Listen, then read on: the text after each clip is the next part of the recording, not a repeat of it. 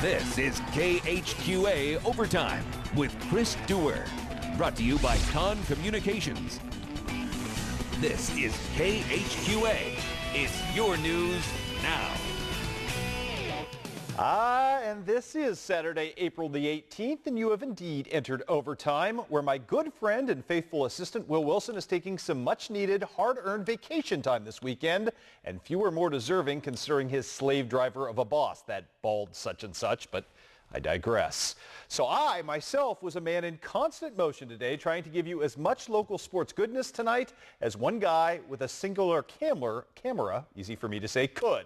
Coming up, we've got a special honor to tell you about for one of the most deservedly esteemed members of the tri-state sports media, the great Brad Boyer of regional radio. Plus, we check in with a Hannibal golf squad and a local softball pitcher who nearly pulled off doubleheader box score nirvana today down in Barrie. But we start tonight with a pivotal series for the Quincy University Hawk baseball team, maybe more pivotal for Drury. As the Drury media press release pointed out this week, the Hawks haven't been particularly good at home this season. Call it bulletin board material as the Hawks went to work. Sporting a 5-1 lead, Mark Niebrugge really good on the hill today, shutting things down.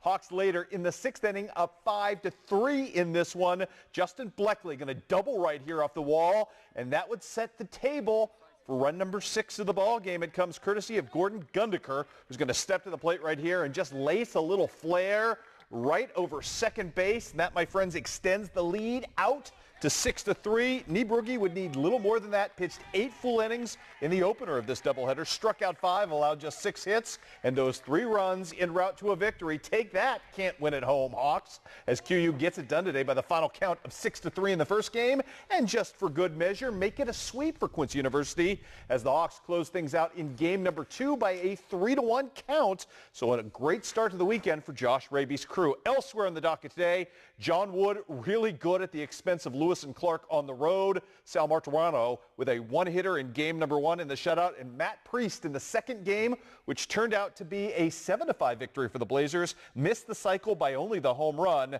as John Wood gets the victory there. Final count, as I said, 7-5. Tough weekend continuing for Western Illinois as the Leathernecks lose at Fort Wayne 7-1. Western now 5-13 in Summit League play on the season.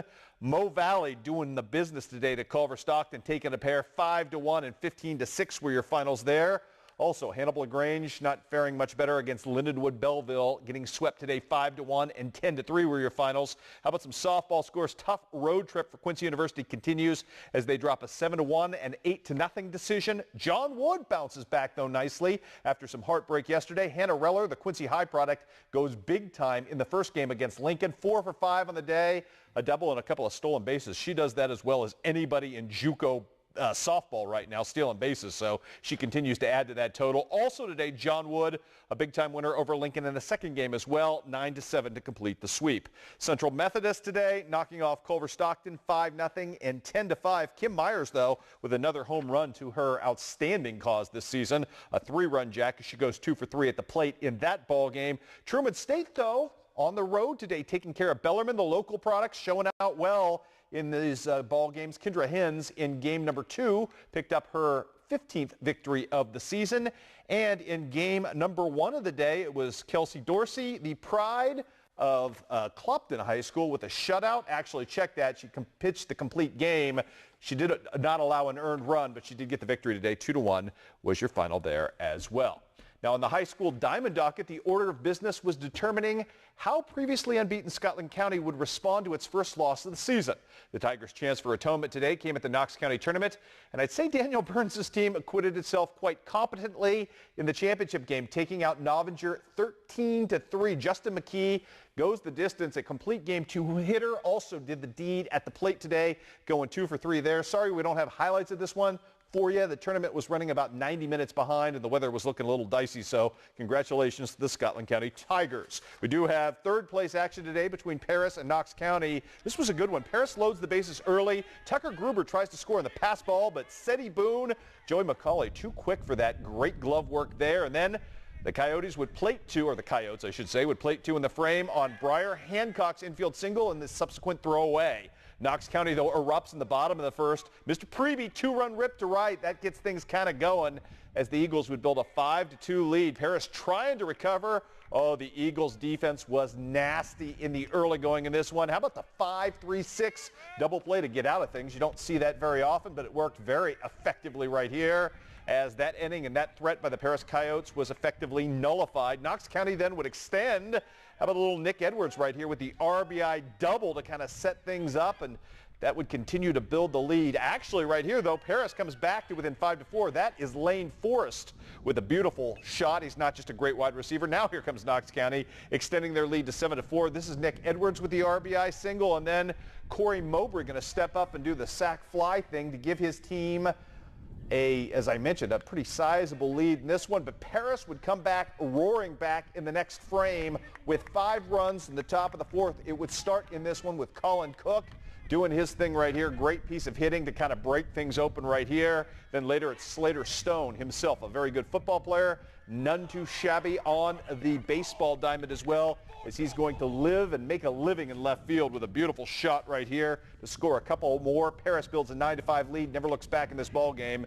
Paris Coyotes take 3rd place in this one, winning 12-7 was your final there. Let's do some more baseball. We've got action for you over on the other side of the river. Let's take you to the highlights of Western and Southeastern today. Dave Swicegood's Suns trying to break into the win column today. Western having none of it. Donovan Schwanke right here with the RBI double to kind of set things off. The lead already 5-1 at this point and growing quickly for the Western Wildcats. Then it's Noah Lynch. Man, this kid can flat hit. He's going to fist a single right here out into short left field and then increase the chances by inducing the throw to second. That actually allows a run to score and actually extends Western's lead at that point to 7-1. Brody Eddington trying to bring the Suns back in this one. They get their first run coming up in here right after a Winston Smith triple, thanks to Eddington put the ball in play, but Western just too much on this day. They end up pulling off the victory in this one and getting the victory, keeping the Southeastern Suns winless on the season. Elsewhere on the docket today, QD a big-time winner over Jacksonville route. Jacob Becker with a complete game victory on the hill there. On the road in the Quad Cities, a rough day for the Quincy High Blue Devils. They lose a 6-2 decision in the first game and then get housed in the second, 20-0. Triopia today winning at home over Edinburgh, 10-3 your final there. I believe that's win number 11 on the season for Rich Thompson's crew. Beardstown with a sweep of the Sparklones today. Marcus Bowser really good at the plate in game number 1, and then Mr. Bowser comes in relief in game 2, picks up the save there as well. Also, Camp Point Central rolling past Monrose in game number 1 behind a couple of ribbies from Taylor Hyman. Game number 2 went the other direction on the Panthers as they end up losing that one by the final count of 6-4. Let's do a little golf today. Hannibal Invitational at Norwoods. You're looking at Tanner Cook after flubbing an approach shot on number 1. He makes up for it here, getting up and down neatly to save par. Had about 3 feet right there, and then Mr. Cook would just sink that down to secure the par to start his round on the par 5. Cook on 2, missing the green just to the left side, to the short side, but look at him with a nice chip right there, setting up another par. And then on number 3, his approach shot magnificent to within 4 feet. This was the easy birdie for Mr. Cook, who ended up shooting a 77 on the day. Playing right behind him, Trevor Watson, also the Hannibal Pirates. 15-footer for birdie on number 1. Curls just short, but Mr. Watson just played consistently all day long. From the caller on number 2, going to end up cleaning up nicely again to save par. Ended up with a 77 as well today as the Hannibal Pirates take a second-place team finish in their own event, 3 strokes behind the Mexico Bulldogs. So good day for the Pirate golf squad as they kind of bounce back from a rough week. 3rd place today went to Helias, and the Highland Cougars were your next lowest local team, firing a 397 on the day. A couple of notes to pass along on this busy day as well.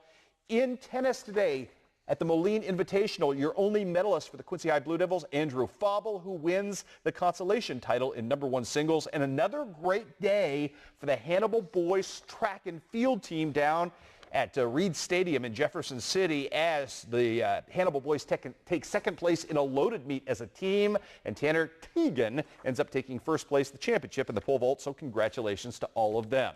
And we're just getting warmed up here on the Big Overtime Show. When I return, Carly Jo Hively doing wonderful things for the Western softball team. You're not going to believe her stat line. That when overtime continues. An important message from Dempsey, Dempsey & Mollering. We attorneys at Dempsey, Dempsey & Mollering are proud. You're watching KHQA Overtime with Chris Dewar. Brought to you by Con Communications.